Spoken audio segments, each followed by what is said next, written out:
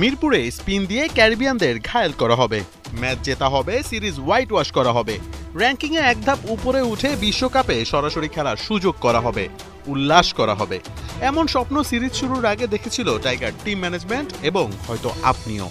Tony হেমিংকে দিয়ে এমন কালো পিচ বানানো হলো যে দু দলই স্কোয়াডে আনলেন বাড়তি আরেক স্পিনার। তবে এত কিছু করে বাংলাদেশ কি ফল পেল?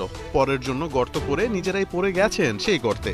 এত স্বপ্ন সব ভেঙে চুরমার হয়ে গেল বাংলাদেশের সামনে এখন সিরিজ হারের ভয়।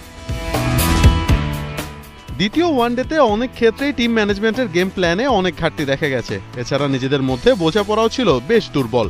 সাইফের শেষ বলে যখন 3 রান দরকার তখন খাইরি বল আকাশে তুলে মারলেন। মুস্তাফিজের খুব সহজ ক্যাচ ছিল, কিন্তু নুরুল হাসান সোহান ওভার এক্সাইটেডে সহজ ক্যাচকে বানিয়েছেন কঠিন। ক্যাচ ফেলেছেন, ম্যাচ হারিয়েছেন, কিন্তু সোহান কল না করে যদি ফিজ ক্যাচটি ধরত তাহলে আরো সহজে ম্যাচ জিতে নিত টাইগাররা।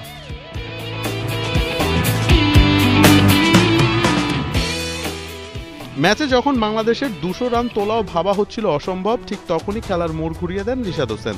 3টি 4, 3টি ছক্কায় 14 বলে করেন 39 রান। লম্বা স্পিনটা ভালো বুঝেন, ছক্কা মারতে পারেন, কিন্তু সুপার ওভারে কিনা সেই রিশাদকেই নামানো হলো না। আকিল হোসেন যেন রিশাদকে নিয়ে গেম প্ল্যান করছিল, তখন প্ল্যাটফর্মে হাজির সৌম্য সাইফ। অবশ্য এতে অবাকই হয়েছেন এই স্পিনার।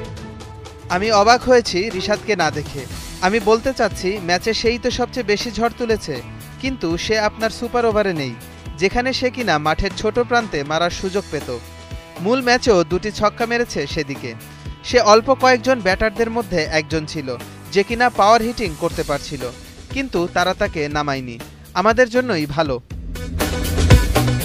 একে তো নেই পারফরমেন্স, তার উপরে গেম প্ল্যানে যাচ্ছে তাই অবস্থা। এমন করে কি ক্রিকেট আদৌ টিকে থাকতে পারবে বাংলাদেশ? মডার্ন টাইম ক্রিকেটে এখনও সেই পুরনো রীতিতেই খেলে আসছে টাইগাররা।